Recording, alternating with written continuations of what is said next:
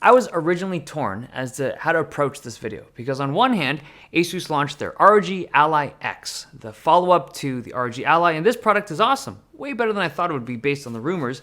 But on the other hand, the same company, Asus, has been under heavy controversy over bad RMA practices and just like terrible customer support, and that whole conversation stemmed around this product here, the original ROG Ally.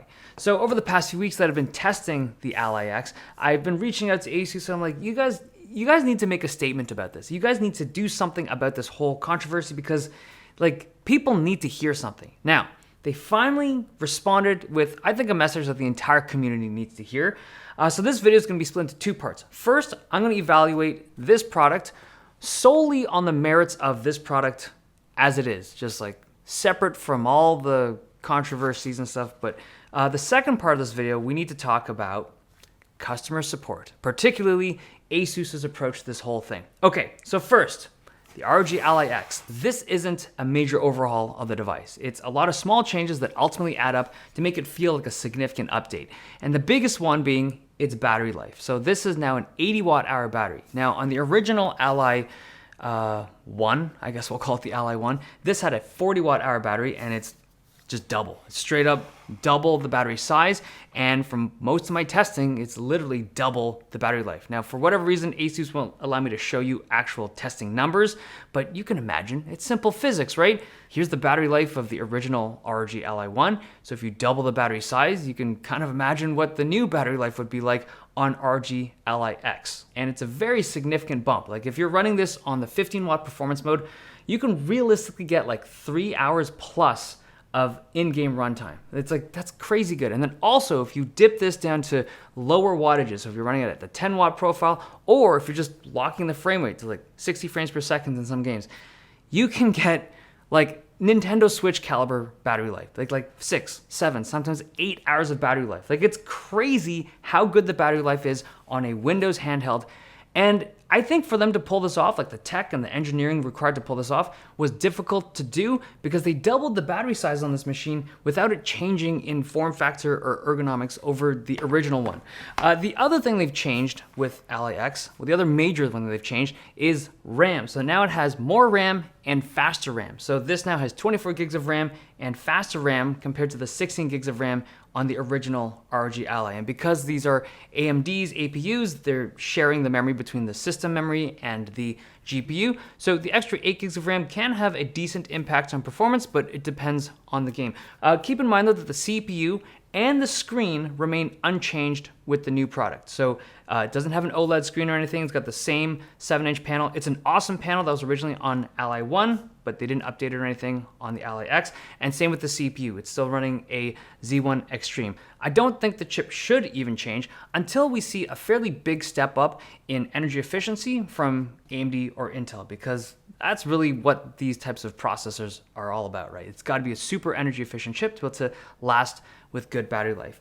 Now, a few changes in terms of like the aesthetics and ergonomics. So obviously the big change is the new one is black, seemingly only comes in black at launch, but also the ergonomics of the device. So if you'll notice, the new one in black it's just like a bigger hump on the back. The original ROG Ally was like a flatter design, and even like the kind of angular cutout.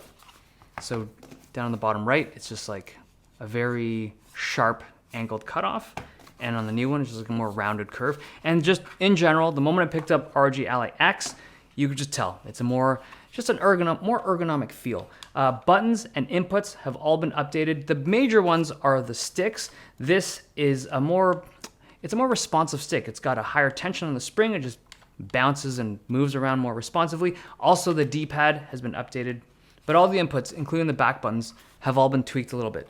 Now, if you'll notice, on the original ROG Ally, there was an XG mobile port. This thing was used to connect to their proprietary external GPU, but on the new one, Ally X, instead of that proprietary port, they now have 2 USB-Cs, one of them being USB 4 with Thunderbolt compliance, so you can connect up external GPUs and docks of your choice. So the overall product is just a lot of little tweaks that I think make the overall product way better than the original. The one thing that's a little bit disappointing is that they changed the shape just enough that a lot of the accessories don't fit on this new product. It's kind of annoying. Like I just recently picked up the kill switch. Like this is the D brand case, and this thing doesn't fit on the new one. It's close. Like I tried ramming it in, but it just doesn't fit. So this is an awesome case. I think this is actually one of the, I think the best looking cases that you can get for the Ally. I had this thing on the Steam Deck as well, but it doesn't fit on this new one. Now, inside, you might be wondering, how do they double the battery life of this thing and the battery size of this thing without it becoming way larger or heavier? Like the new Ally X is only about 70 grams heavier than the old one. And the way they did it is actually quite interesting. One of the things they tackled was the weight of the casing. It's a lot lighter, but also the thermal system has been reduced in both size and weight. And that was a little bit concerning because typically when it comes to thermal systems, you want things to be bigger and heavier. Like that just allows you to have the most amount of hardware in these things to be able to pull off the heat, right? But somehow they made this new one smaller and lighter. And they claim that it has better thermal performance than the old one. So I think like 25% more airflow. And when you look inside, the new fans definitely have more blades, but in terms of thermal performance and fan noise, I do want to test this stuff properly on retail units before I draw any conclusions. Also, a new SSD position. So you can now have full-length SSDs in the Ally X compared to the shorties of the original Ally 1. So it's just a little more convenient if you want to upgrade the drive inside these devices. Now the last thing is the new Ally X has a brand new SD card slot. So if you know the lore of the Ally X, the SD card slot has had problems in the original one.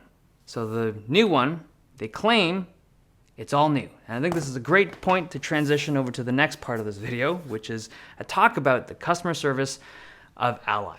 So on the very first day that I did a video of the original ROG Ally, one of the first comments I saw, it was on Y Combinator, some guy wrote this: "The ROG Ally seems like a really nice piece of hardware.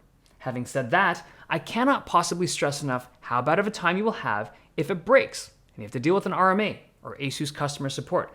You'd probably save yourself a lot of time and frustration by just throwing it in the trash and buying a new one or a Steam Deck if something goes wrong with it." Now, this was written on May 17th of 2023. So like well before any of the SD card issues popped up and well before any of the Gamers Nexus or like any of the issues could have possibly popped up with the original Ally, because this came out right at the launch.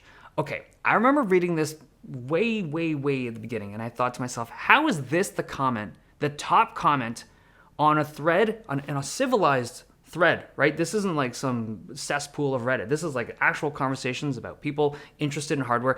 And I thought the only way that this thing's bubbled up to the top is because Asus has built themselves a reputation over the years of having dog water RMA and just customer support policy. That is why this is there. Now, over the course of the year, they proved this.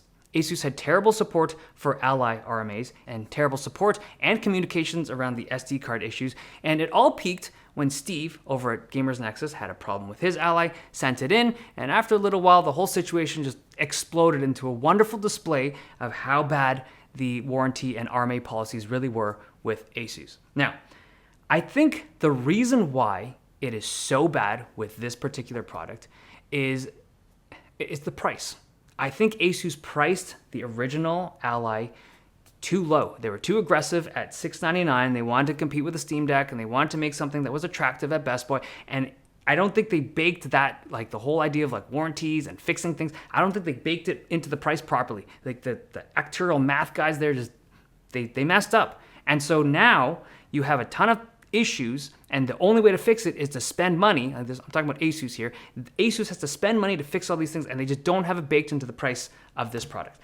And that's why I think this product, the new one, is priced higher. This is now $100 more at $799. And obviously it's a better product and the bigger battery and whatnot, but typically those types of improvements don't cost $100 more. I think the reason why they jacked up the price is because, okay, we get it now. In order to do these things, in order to fix these problems, you just have to have the budget baked into the price of the product. And that's why this thing is $100 more. So my stance on this whole thing is that before I shot this video, I'd been reaching out to Asus. I'm like, dudes, you guys need to have an improvement in policy, or something needs to have changed internally so that people have confidence and in buying this thing, or else I'm not even gonna show this thing. I don't even wanna make a video on the Ally X until there's some kind of confirmation that there's something legitimate, something real that when it comes to affecting the original Ally, because there's a lot of people that are pissed about this product. I don't blame them. I would be if I had an issue with this thing and I couldn't get it fixed and they wanted me to do stupid things to get it fixed. No. So it turns out I just got an email this morning. There's a confirmation in the email from Sasha over at Asus, and he's saying that they now have 2 years of warranty, full warranty on the original Ally. I'm assuming this is going to be some kind of press release eventually, but 2 full years. So that's not just SD card, but the full product. 2 years. Now that's awesome. To me, that's a good step in the right direction. I would say that that's even like a bigger step than I would have expected. Like that's a good solution to the problem, and they're also apparently making like more repair places in the States to be able to make this process a little bit easier for people and faster. But I wouldn't buy any of these products, not the old one or the new one, until you see something from Asus written that jives with how you feel about the situation, because it's been really bad. And this is a gaming handheld. These are not motherboards and GPUs. These are like, kids buy these things too, and they just want these things to work. These are inexpensive relatively, and they should just work. It shouldn't be crazy amounts of effort to be able to fix something that is not your fault. So I'm glad that they've done that. 2 years of warranty on the old one sounds awesome. I don't know if it'll be 2 years on the new one, but we'll see.